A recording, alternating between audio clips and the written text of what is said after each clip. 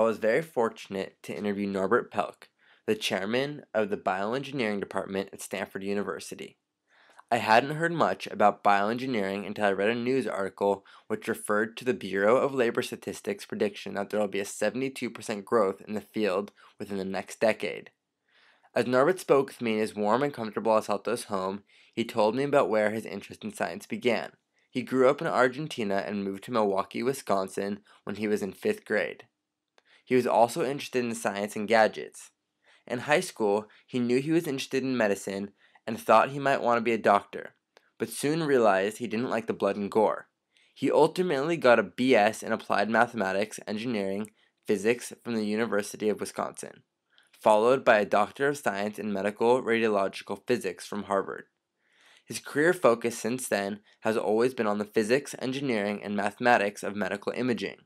The first CT scanner came out in 1972, and that is what persuaded Norbert to seek out his graduate work in this area.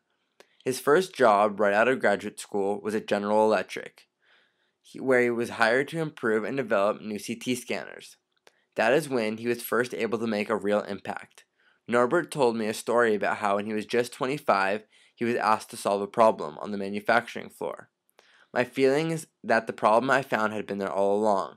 I looked for the problem, figured out what it was, and figured out a way to correct it. And within a couple of weeks, they'd implemented this in the software, and the problem went away, and I was a hero. It was a great thing.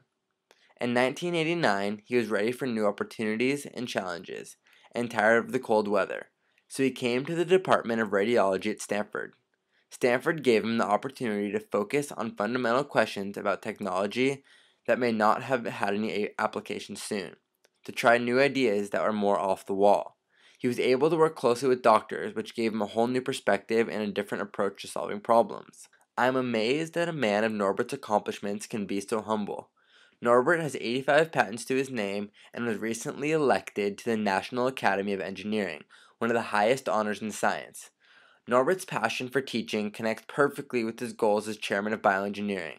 Until recently, bioengineering was only offered as a PhD or master's program, but now he foresees that it will become one of the largest undergraduate major in the School of Engineering and perhaps the whole university. He plans to focus on making sure this phenomenal growth can happen successfully.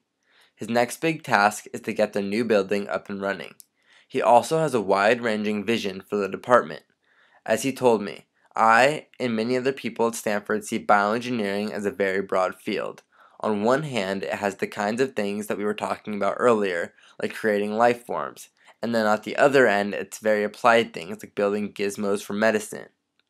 Norbert's contribution to advances in MRI and CT scanners are just one small part of bioengineering, but we all know firsthand how much these tools have impacted our own healthcare.